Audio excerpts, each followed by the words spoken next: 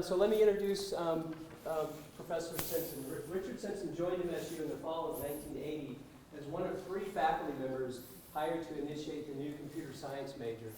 And he'll retire this year with 39 years of service.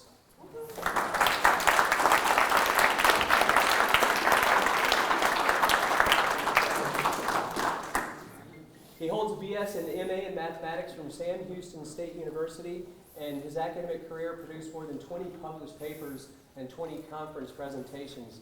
He served as a coach for the MSU competitive programming team for more than 30 years. He supervised numerous research projects with students, many of them that resulted in publication.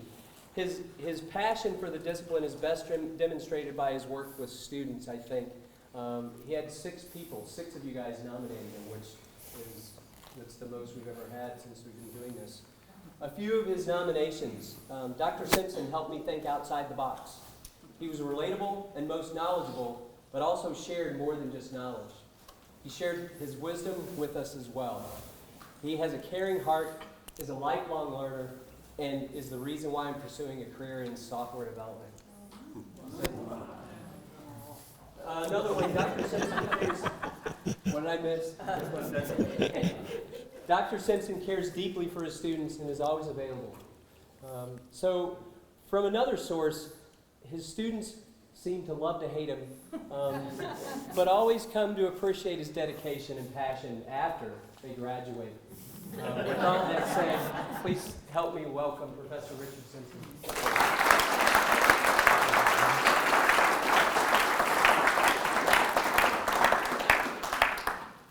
Thank you so much for coming to this talk. I struggled for a while trying to come up with a topic, and I finally locked in on one that's probably one of the hardest things for any of us to do, and that is to admit to ourselves it's not about you. And so we're going to have a discussion of this. Oh, you got a weird symbol here. I'm going to start with probably the 2 most human beings in my life, and that is my mom and dad. My mother actually exemplifies the whole concept, it's not about you, throughout her entire life. She never ever told me to live that way. She just said and lived that way herself. And I never quite understood it until as I grew older and thought back what she actually did. My dad was probably one of the wisest men I ever knew. He always came out just at the right time, said just the right thing to get me over a hump that I was caught up in. And so my entire life actually unfolded because of what I think 2 of the greatest parents on the face of the earth has lived. And of course, as a result, that was their wedding day. A very special baby was born on January 31st, 1949. Note that's the first half of the last century, so it's quite a long time ago. And of course, gosh, it was about me. Look at that. Okay, of course, there's not a whole lot changed. You can look at the. Okay, but that has happened. Now, for a while there, everything was really great. I was the man. It was all about me. It went on, and I went biking and fishing, and Grandpa was fishing with Grandpa, and I played baseball and did everything under the sun, and was having a great time. But of course, like most things, when we're young, we sometimes are stupid. And I tried to expand my boundaries. That really didn't have many, but I thought I'd expand it a little bit. And so, the first minor setback to it being about me is related to this collection of buildings. When I was a little kid, about this tall, and this event occurred, there was nothing on that hill. That's Scott and White Hospital in Temple, and that's where we were living. We lived down the side of the hill, and sitting on top of this hill with this old house that had been vacant for years, okay, and it was up there. So I went in and told Mom, My friend DB and I and a couple other guys, we're going to go up the top of that hill and look at that old house. What's their obvious response? No, you're not. You'll get hurt up there. Something will happen, or you get in trouble, or whatever. And so, this was really dumb. I said, I'm going anyway. My mom didn't say anything. I tore off up there, came back home. 5:30, Daddy arrived. Walked in, looked at me with those. When Daddy looked at you and he was mad, it bore into your heart. I guarantee you. You can ask my sister right here. She came and she was there with me. And so he applied behavioral modification techniques that were prominent at that time. Okay? And so I learned real quickly, no, it's not about me. Okay? Not at that instant. But I kept trying. Okay? And so as time went on, I ran into another obstacle. Now this was the hammer. Okay? I was 7 years old. My sister Jackie right here was born. And if you look at this picture, you immediately see why I all of a sudden became number 2. She's so cute, it makes you sick, okay? And so it all of a sudden switched away from me back to somebody else. And I kept thinking, my gosh, isn't it ever going to be about me again, okay? So what happened then, we moved from Temple to Waco. And in Waco, and the reason we did this move, my dad would work for Southwestern Bell. And so he was being transferred every now and then. So we all packed up and moved to Waco. And so he put me into this school called Tennyson Junior High. It's still there. I drove by just to check it. It was a brand new school at this time. And there were 300 kids in it. I played football. I had to play football. Daddy played football. I had to wear 73. Daddy wore 73. So, you know, that kind of thing. And so I played football. And then I became rather popular. You can find me somewhere in here. There's 73 right there, that handsome guy. Okay. I actually went to 6 different cotillions. Y'all know what a cotillion is? Yeah, unfortunately. Thank you. That's right.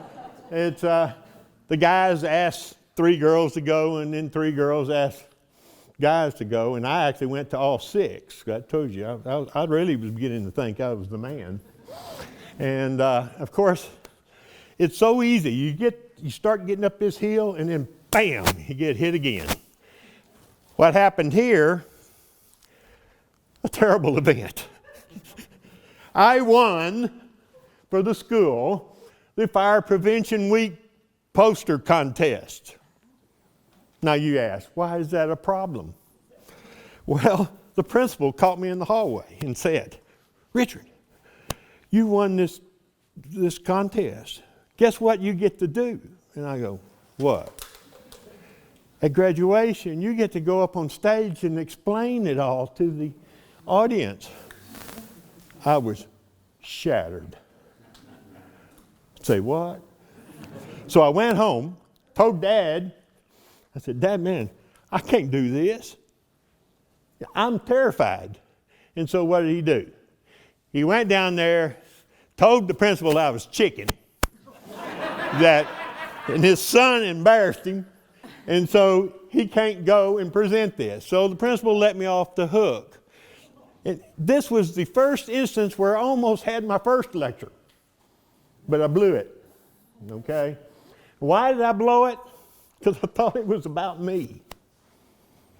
If I'd realized it was about fire prevention, that would have pulled me out of the loop. But I didn't catch that at that time. I was still stupid.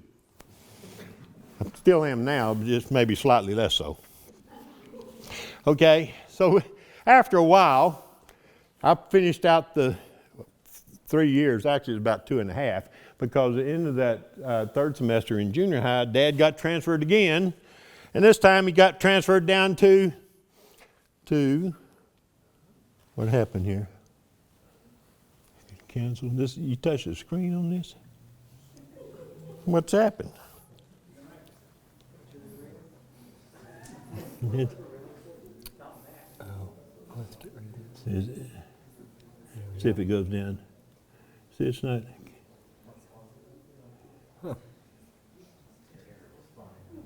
Okay, that's good. I can use. Okay, now good. it's working. Okay, good. It's got jammed up or something. Lousy software. None of our students working for that company, I guarantee you. Okay.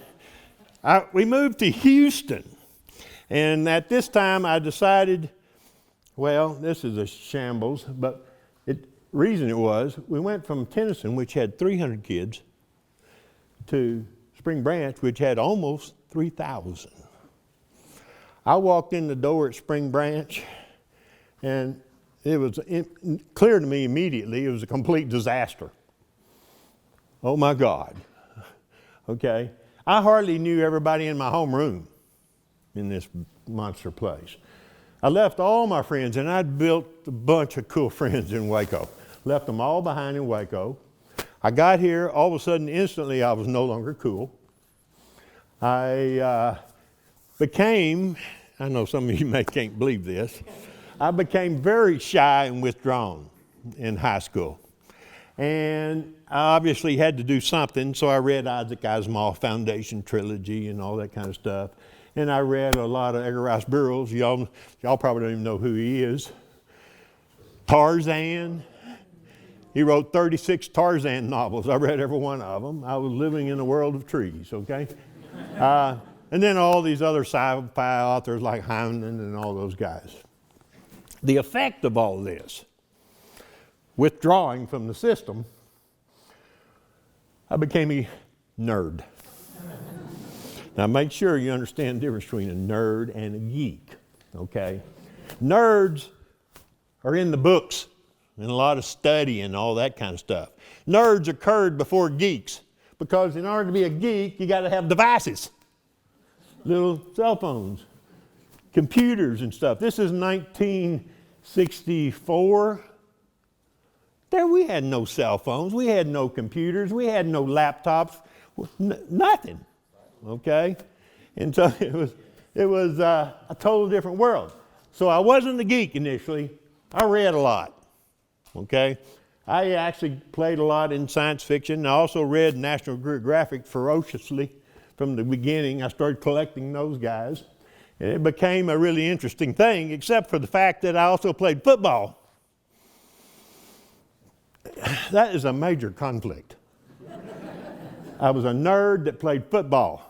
Neither side knew how to handle me in the middle, okay? And it was a very big issue. I didn't care. I played football anyway. And for a while, and then I also developed hobbies. This is a list of some of them, okay? I became a hobby fanatic. And one point I want to make, the things you do when you're young, you may not believe this, it follows you throughout your entire life. Many of these hobbies I took and later on did things with. Unicycles, stamp collecting, faceting, this is where you cut stones, right? Fishing, of course, coin collecting, fossil, I went fossil fanatic, etc. Rock hounding, everything you can imagine, I did. Because I withdrew. I had to have something around me. At the time, I thought I was pretty miserable. But what I realized, what was happening to me, I kind of was becoming a scholar.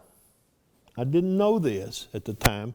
I just started studying everything around me I could find, whether it was a hobby or chameleons running around on the tree out the back door. I used to go out there and watch them and try to write down data as to when they puffed up and all these things. These are the however you say it, little lizards. Then, 3 controlling events affected me in high school. Now, catching hook. Don't know who that is? I'll come back to her in a second. I took archaeology. It was wonderful.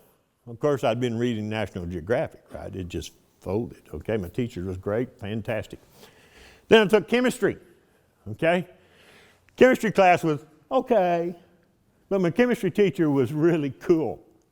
He rode on the bus with us to football games, and he'd sit in the back and tell us jokes. Today he'd get fired. But these were really cool jokes. Okay. And then I took this English class, and the bottom fell out in this because she asked me to read this novel and write and tear it apart and mess with it. This is Agatha Christie.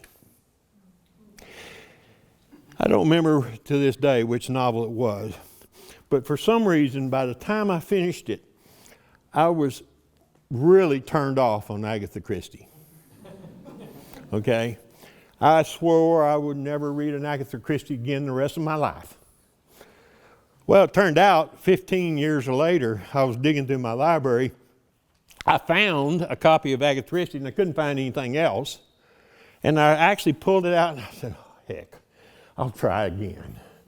And I read it, and I closed the book, and I said, oh, my God, what was wrong with me? I went and got another Agatha Christie. She wrote 66 volumes. As far as I know, I read almost every one. And I thought back, what happened? How in the world, when I was taking this class, the teacher, and I'm sure she was a good teacher, but somehow the sequence of events resulted in crushing me in something. I know if she knew to this day what had happened to me, she would be shattered, okay? But that's what happened, and I never have quite figured out and put my thumb on what it was. But I did learn one truth. I said to myself, never again will I ever let a teacher or an environment that I'm in destroy an entire field of knowledge in my mind. Never. The field of chemistry has absolutely nothing to do with the chemist. It's independent of him. Okay? So you've got to lock in on the field and the beauty that's in the field for what it is. I got so eventually, I can get interested in anything, any field, any topic.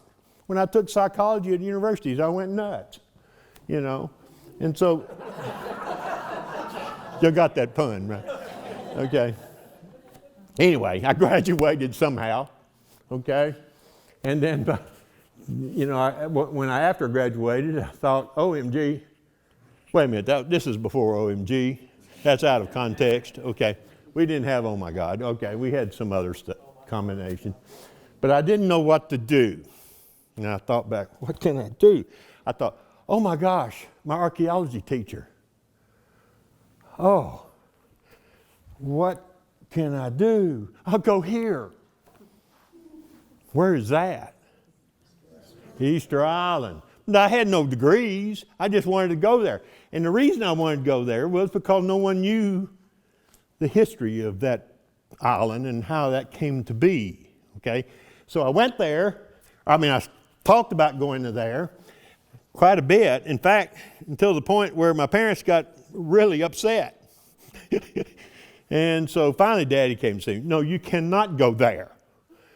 Well, I'll tell you what, I'll pay for your university for 1 year. Just go. And if at the end of 1 year, I will let you go to Easter Island. In fact, I will buy the plane ticket. I said, all right, I'll do the right thing. Go do that. So, off to college I went. Okay? And I first majored in chemistry until I had organic.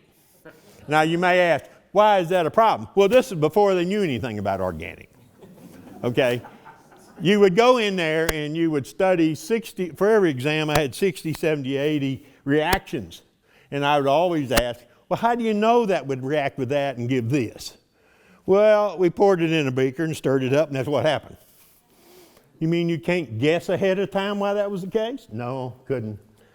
And so I kind of got a little uptight about that at the time. We do know how to do that today. It required 3D. You had to finally understand the three-dimensional structure of big molecules so they could turn around and fit together. In those days, they didn't understand that. And so that probably was some time after that eventually happened.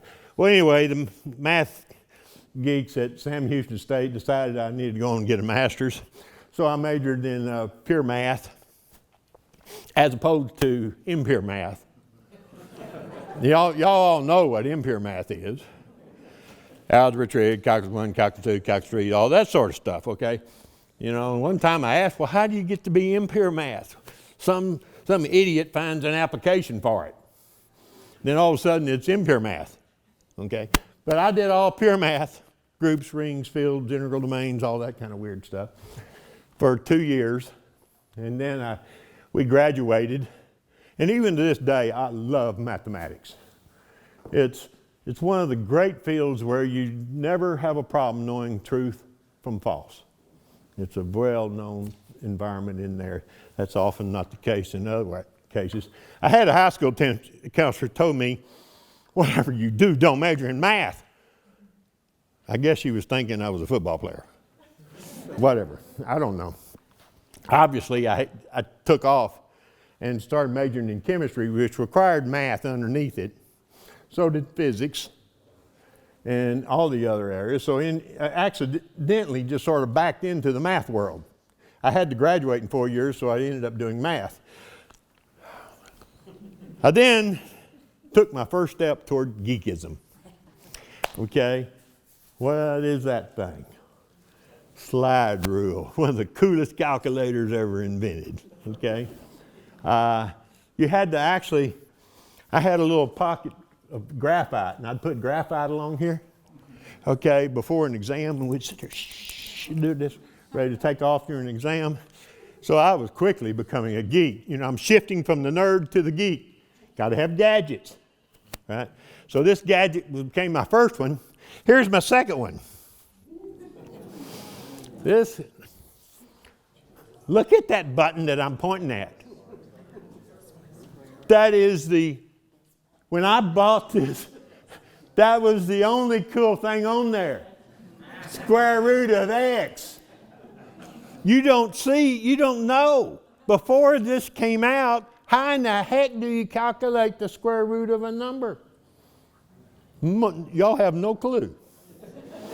You just hope somebody told you. You either looked it up in tables, you did some sort of complicated divide algorithm to get it, or you did it on a slide rule and you only could go 2 or 3 decimal places. So that was a problem. But when I got that calculator, I went around the place, just square root, square root, square root. You see how many times I could do a square root before I got it down to almost 1? And that kind of thing.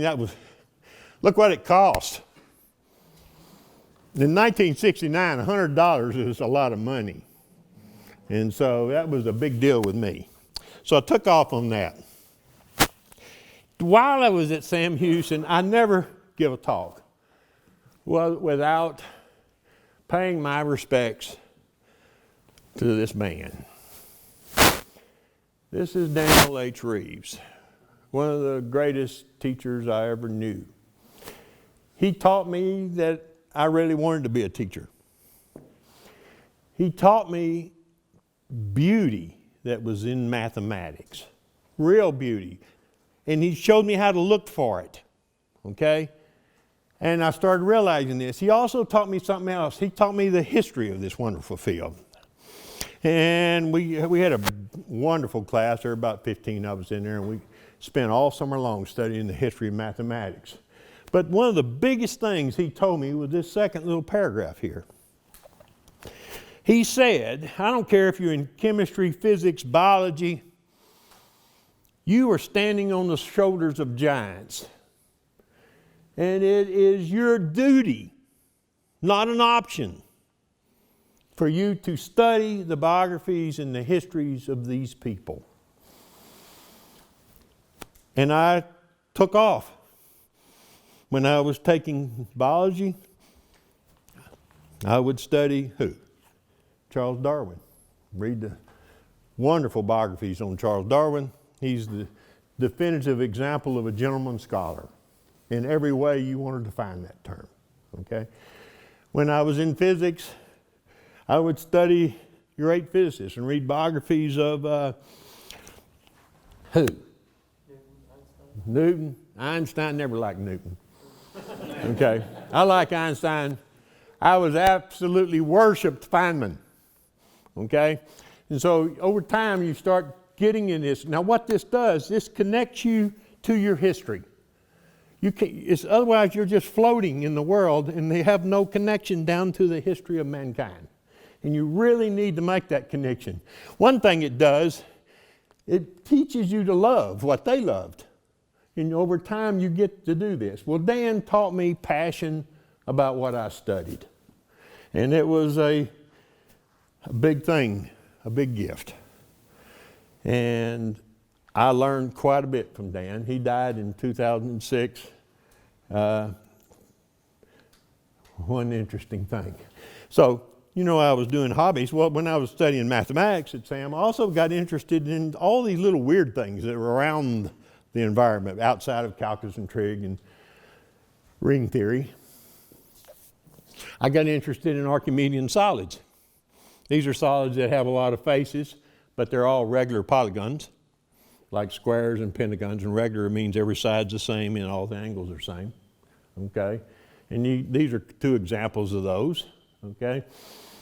The one in the upper left is called a great rhomic icosahedron. You don't need to memorize that, it doesn't really matter. This is a truncated caboctahedron, okay? A lot of fancy names. Of course, Feynman once said, you can know the name of a bird in 18 different languages and know absolutely nothing about the bird. And I thought, oh, that's heavy. But anyway, then I got into magic squares. Now, magic squares cost me. I love magic squares. And you think, well, how much can you write about magic squares? There are 7 books written in France by a Frenchman that cover magic squares.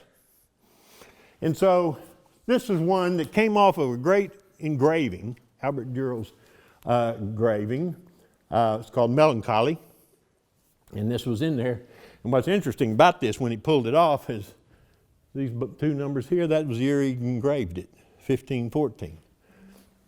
What is a magic square? Sum of the rows, columns, and diagonals all add to the same number. In this case, 34. You can calculate that. At the time, I was just loved to play with this because I thought it was pretty. I didn't know it would have its history with me throughout my life. And this is what was kind of interesting about this. I even went so far as to build them.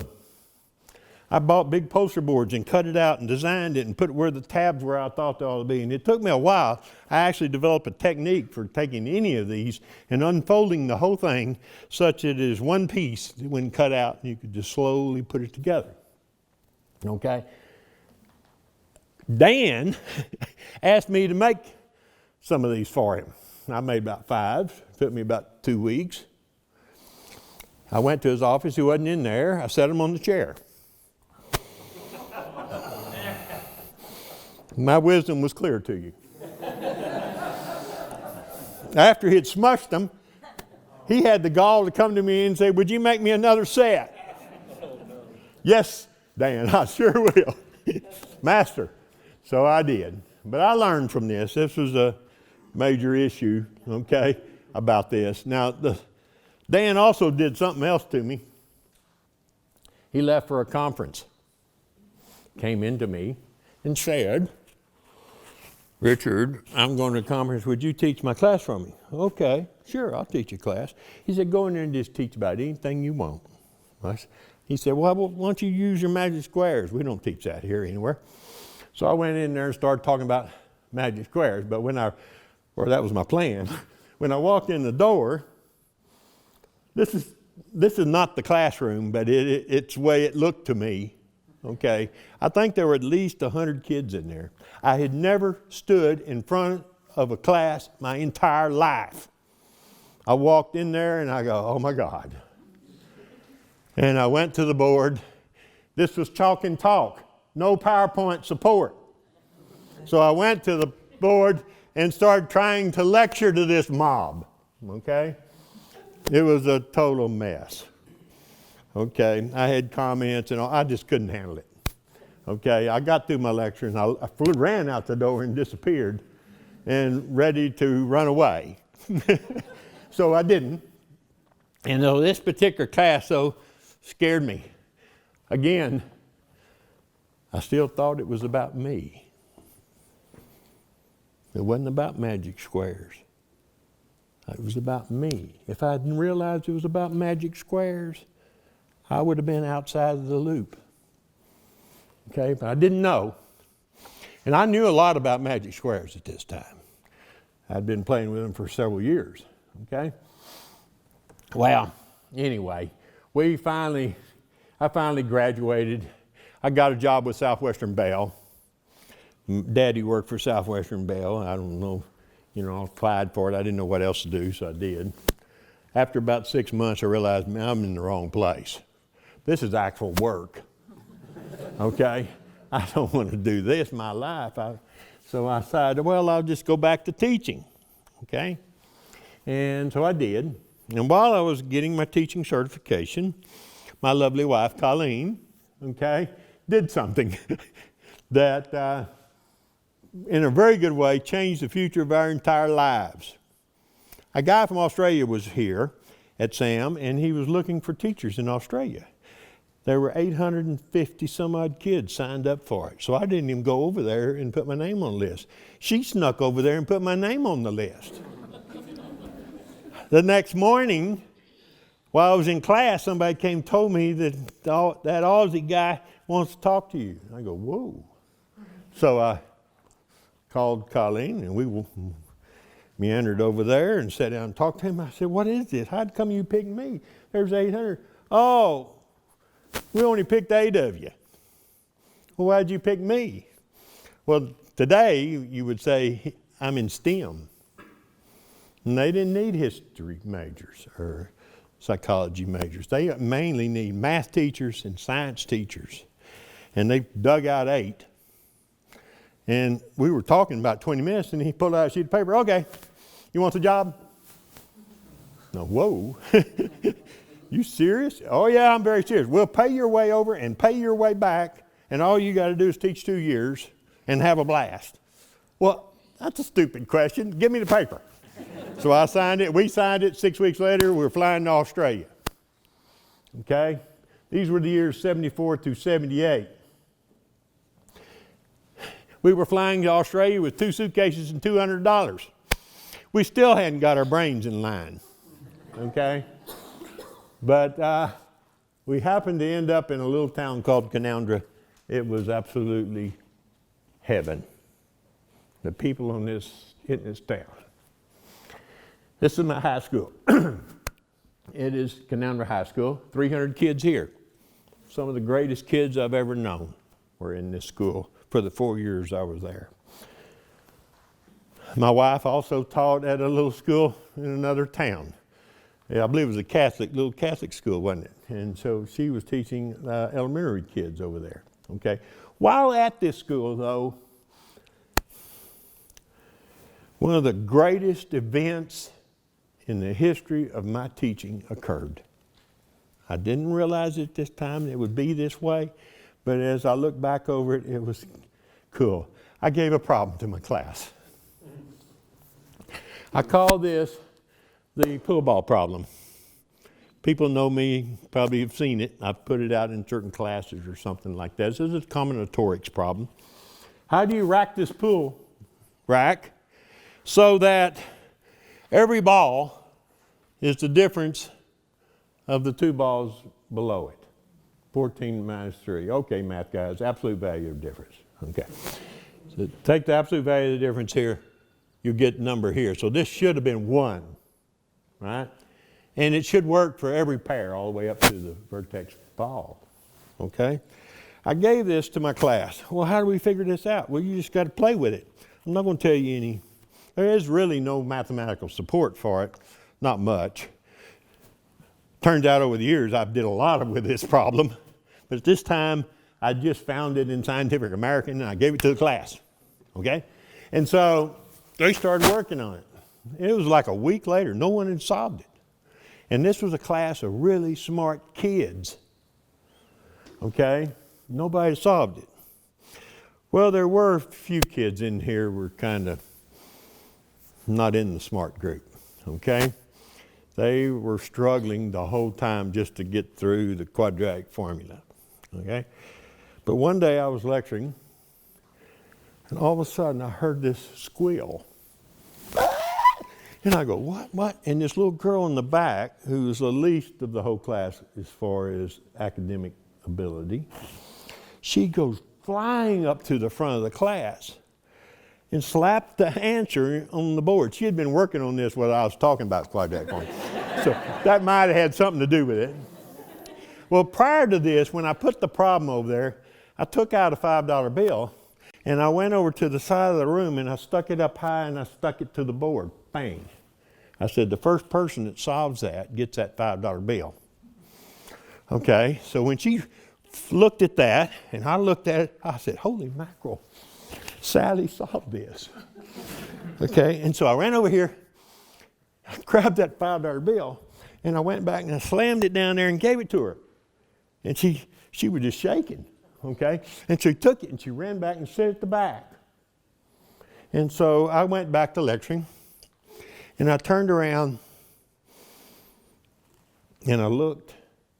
She was bawling, crying like just tears falling down her. I go, oh crap, what has happened?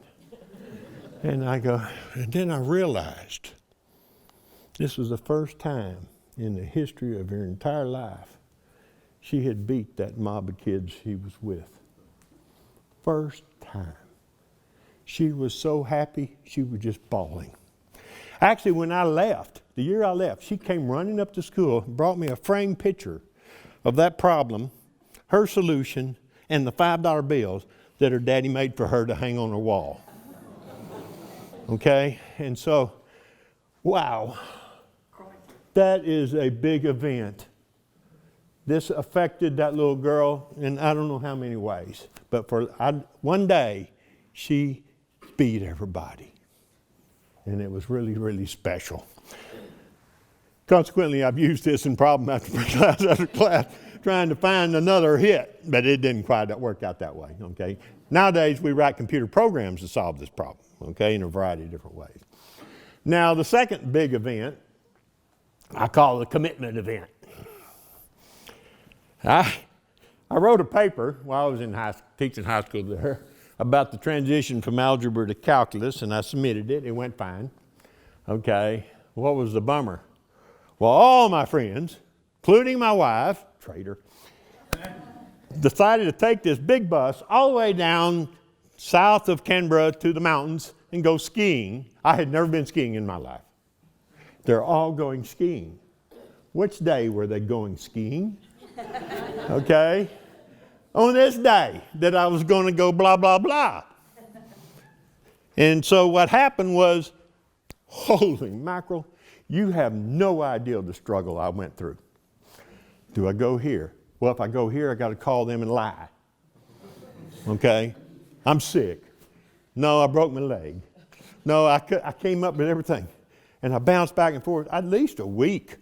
I struggled over this. I wanted to go skiing so bad I could taste it. Okay? I finally broke down. Thank you, Mom. I broke down and did the right thing. I said, all right, I'll go to the talk. And I did. And my wife, pregnant, and all of our friends filled that entire bus and went down there and had a blast. Okay? My talk wasn't all that bad. But I got through that finally. And I'll say this about this event. It was one of the hardest decisions I ever made. But when I look back on it, it's one of the proudest decisions I ever made. When I think, my God, I faced it, was really hard, and I actually did the right thing. Now, don't get me wrong. All of my choices in my life haven't been that way. I have done the wrong thing, okay, many times. But occasionally, when I did the right thing, I felt good about it. And I never have worried about that ever since. Well, I guess I was really cool, and I was teaching, and I was doing the right thing, and I was becoming the man again, and it was about me, and then all of a sudden it wasn't about me. Okay, what happened here? Well, this is my wife. This is our daughter, Mary. She was born in 1976 in the middle of our stay. We were there 4 years. And this is me. I was in a beard growing contest. I didn't win. This other guy that went down about here won. But this is our new Mary. She was 2 days old. She's grown up. She's 42 now. She works for the Railroad Commission down in Austin, married another geek. And they're going geek heaven, okay? They rock. They go to rock shows and everything else. So she turned out. And she also became often, I guess, like me in a lot of ways, in the way she did things, some people would say. Okay, but eventually, good things come to the end. This was a hard event for us, I'm going to tell you. We had to come home. Our 4 years in Australia are absolutely wonderful. Probably, I guess, the best 4 years of our entire lives. And we had no money. We didn't have 2 nickels to rub together. It was the best years. That's all to say something about what the effect money can have or not have, okay? So I got back, taught at Tyler Junior College for a year. I got tired of teaching 5 or 6 classes at this time. So I went back to A&M and started studying computer science, a new field that was coming up. I was looking around for something that would actually make pretty reasonable money. Okay, I don't know why I was thinking that, but that's what I thought. And then in 1980, Professor Louis Huffman from here, and the head of the Division of Mathematical Sciences at Midwestern State, I had just told A&M I was kind of sick of their behavior, and I was sitting at home with my wife, and we were discussing what in the heck to do, and the phone rang, and I reached over and picked it up, and Louis, he was on the phone. I didn't know this was about to happen. I talked to him, and so he said, we're looking for computer scientists. Well, how'd you know about me? Well, Glenn Mattingly over at Sam Houston told me about you. And I said, okay. And so he said, all right. And he started telling me the job. And then I said, where are you from? I thought Wichita Falls was gone. No, it's still here. This is 1 year after the tornado that wiped out this place, okay? And so anyway, we came up here, got a job, and started work. Now, did I mention mentors? I had mentors before.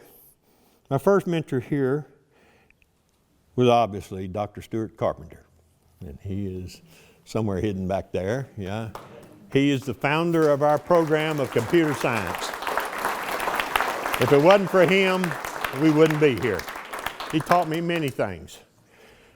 Over the years, though, I had a good friend who turned from being a friend to being a friend plus a mentor, and that's Dr. Annette Halverson.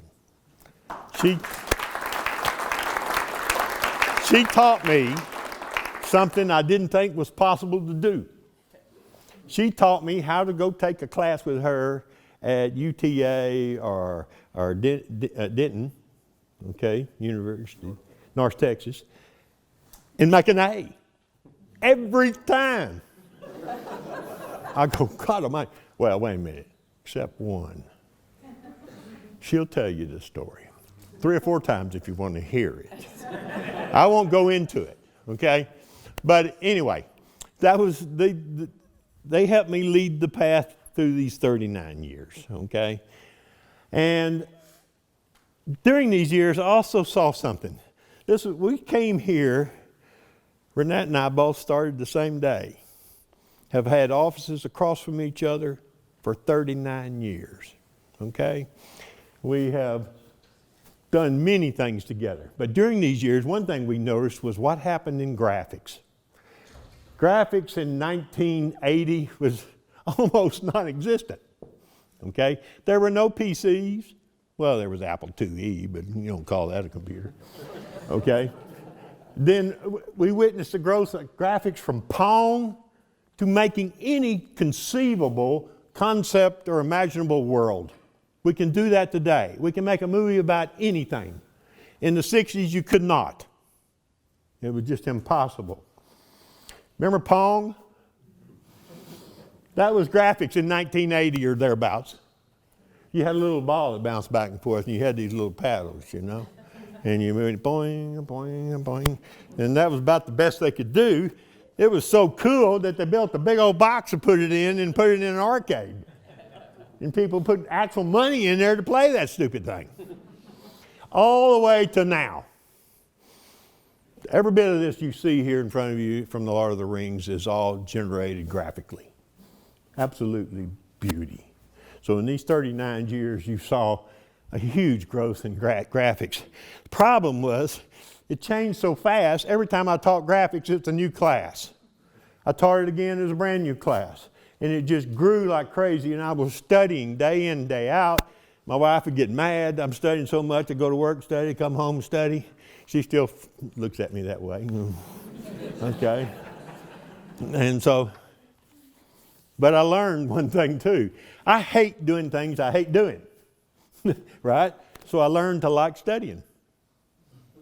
If I'm going to have to do this all the time, I'm not going to go be miserable about it all the time. It's going to become one with it. Okay? And if I felt bad, I'd go get in the hot tub and study there. Okay? People have seen me do that. Of course, if that got bad, I'd have to add a cigar to it. Okay? Then, let's talk about my students a little bit. They have actually, I know they don't know, they have given me more joy than I could possibly have given them. Some of the cool things they've done. Many have gone on to get PhDs and work in the industry everywhere. Google, Microsoft, NVIDIA, Amazon, everywhere, across the whole world. Many of my students have. They've actually made me very proud of the capabilities. At the time they're here, you're never sure where they're going to go. Because many of them are just having a lot of fun and study about half the time, play half the time, or something like that. And you're really never sure how good some of your students are and what they will become. Okay? It's a very interesting thought when you think about it. I had a student once ask me, I was in the habit of giving hard problems to program. And many students in the past will certainly agree with this. Mr. Simpson said, how in the world can you justify giving us a problem that you do not know how to solve? Well, I would answer, well, first off, I just hadn't got time to try it. But the real answer is the red line. Am I really the upper bound of your abilities? That's a heavy statement for a kid. Some as teachers, you don't realize they think that. All of them almost think that. Oh my God, he knows so much. I'll never get that far. Heck, you'll pass me up. Okay, you just don't realize it yet. And so that, to me, is one of my favorite comments to kids. Am I really the upper bound of your abilities? Okay? And it's affected some, not all. Okay? Another problem I gave. The Icosahedron. That's that spinning thing there. It has 20 triangles. Okay? That's my favorite object in the universe.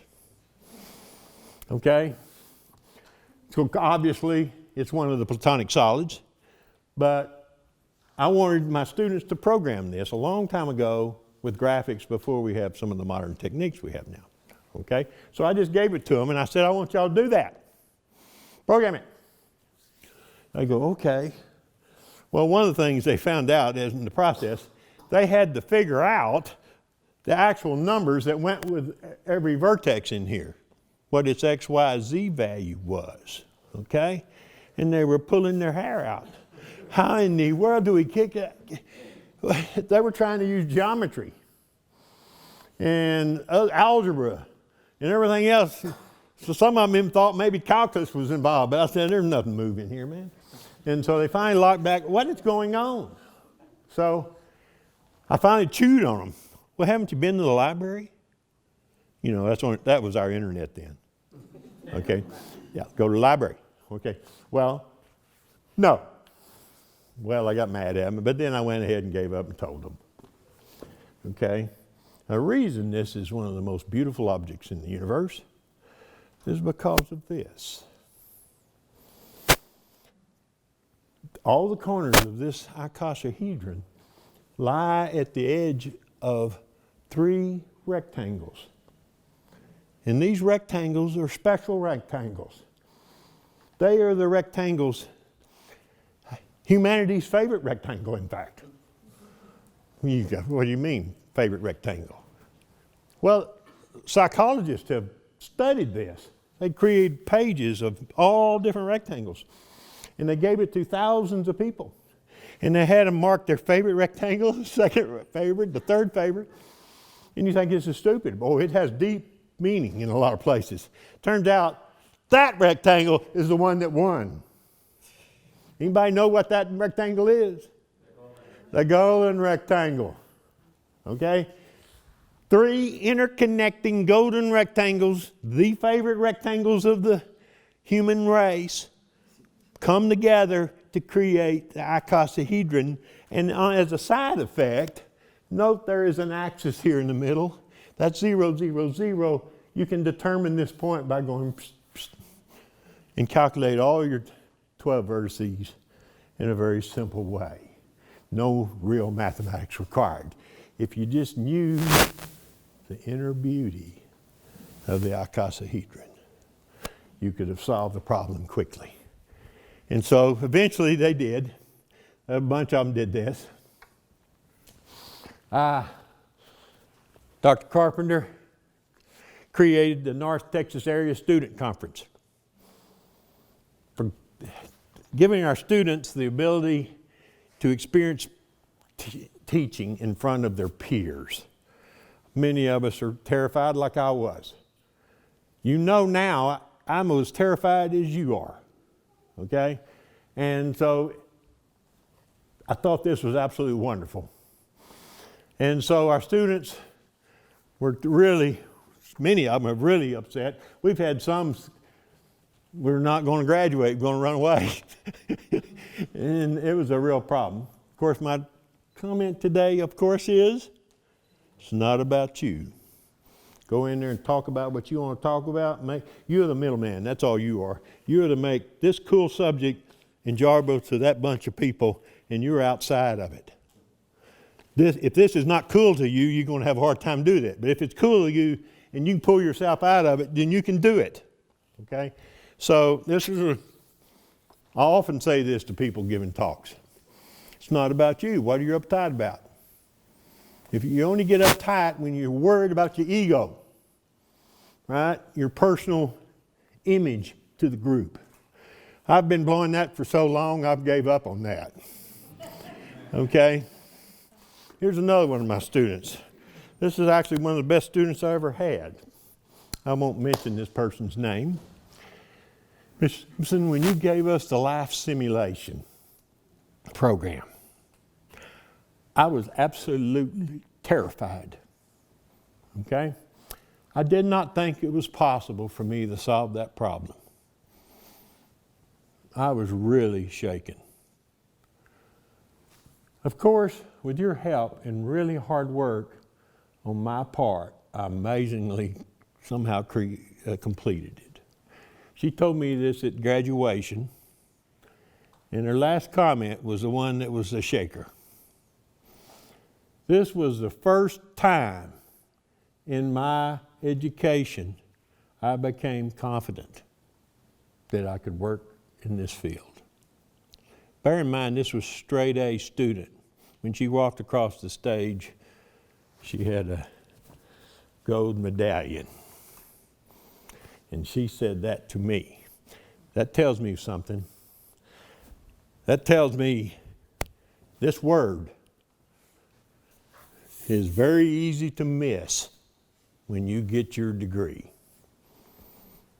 You can go through, make straight A's, graduate, and still have not the confidence that you need to attack the world out there. It takes you what? At the time, I didn't really grasp this until I thought back over it. It takes you tackling a really hard problem and you really cracking it. I can walk up and tell somebody, you're really, really smart. Oh, okay. You don't really, really know it until you yourself work on hard problems and crack them. That is the only way you will get that word in your list of abilities. Very, very important thing. And wow, you can see how I felt on that one. Okay? Over the years, I have learned to come up with some of my greatest friends ever. Okay? I've loved the people I worked with. Every single day I have loved coming to work. The fact I'm giving this lecture is sad. Okay? Because it means it sort of ends this process. I'm going to do my best not to let that happen. I'll probably volunteer to teach some classes. Okay? Just occasionally to stay. So you got to stay in the groove. Okay? One thing that's happened is my friends and my colleagues are one and the same. And I don't think that's always the case with a lot of people. And it's something that I can't stand hanging out with you if you're not my friend. So I'm going to make it happen. Okay? And this is something that's a big deal. And so as I pointed out, every morning I get up to come to school. No, I didn't say work. I'm coming to school. You know, how many people in the world can say that?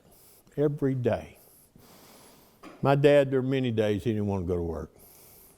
Okay? Many people I've known over the years, oh my God, I get up in the morning, I got to go to work today. I felt that way when I was at Southwestern Bell, and I knew immediately I was in the wrong place. I'm getting the heck out of Dodge, okay? And I did that, and that was one great decision I made at this time. By the way, at Southwestern Bell, after I left, my boss left too. He realized he was in the wrong place as well. we shot out of there, okay? Some final thoughts. These are just some extra ones here. It really is not about you, okay? Whether you might think it is or not.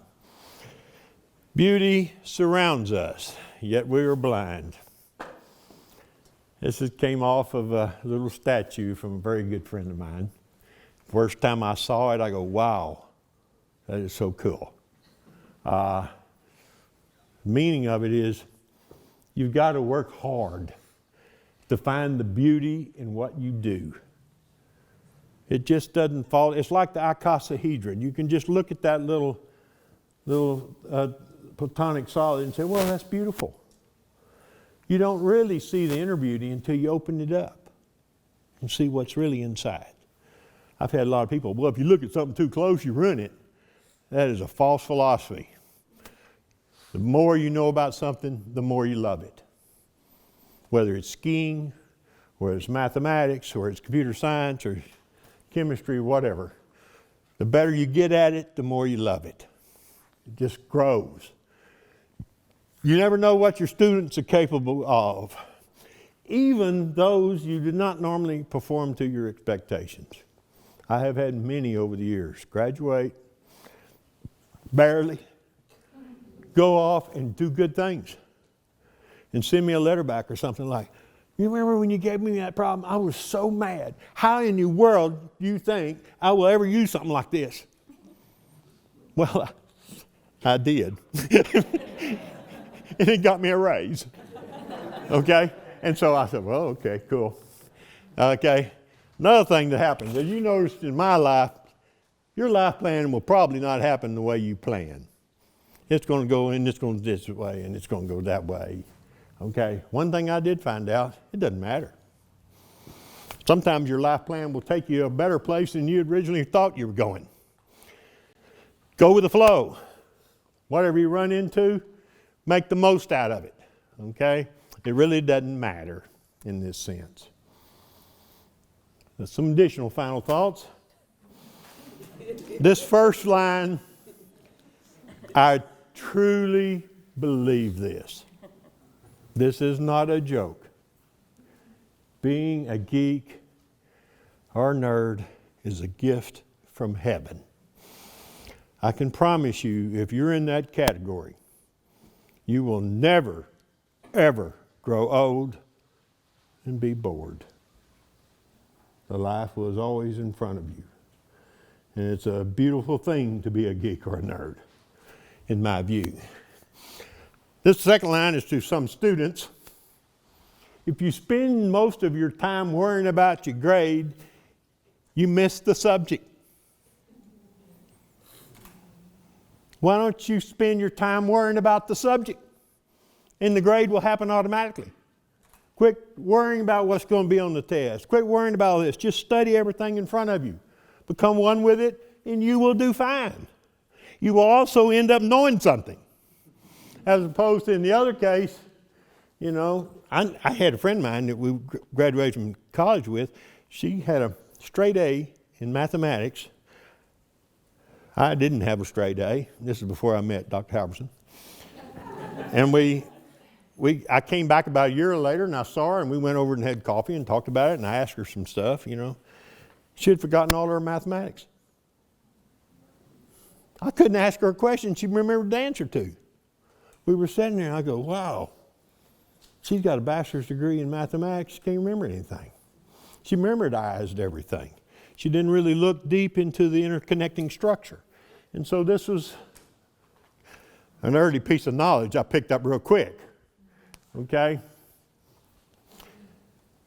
Now this third line here is probably even more important. Your teachers are not in charge of your education. You are. If you don't want to be educated, you can get your degree here and be not educated. Right? If you want to really get good at what you do, and this is what I tell a lot of my kids, your job is not to make an A in my class. Your job is to get really good at what we're doing. Right? And this is something that's hard for a lot of them to lock in on. It takes a lot of extra work to get really good at something, as opposed to just making an A. All you got to do is beat everybody else, make your A. That may not at all be the same. Okay? Try to do the right thing, like my commitment event, even if you really want to do something else. Okay? This is the most difficult of all, but probably the most important in your life. Okay? If you're always doing the right thing, your friends are always by your side, your path in the future is always laid beautiful out for you, and you never have these issues of lying and trying to remember what you lied about and everything else. And the final thing, I have never in my life felt bad about doing the right thing. I only felt bad about doing the opposite. Okay? Even that big one, where I fought tooth and toenail trying to make myself do the wrong thing, I could not do it in that instance. Okay? And one last observation.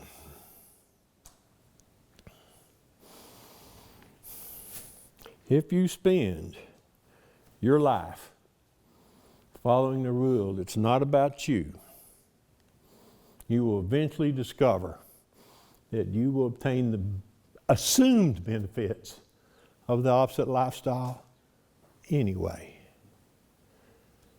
Thank you, Mom. One final comment. Y'all can't read this, I'll read it to you. In the end, it's not going to matter how many breaths you took, but how many moments took your breath away. Thank you.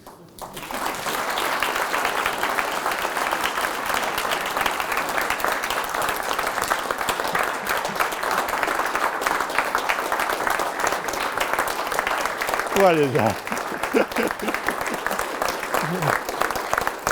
Okay. Who's next? Thank you. I appreciate it.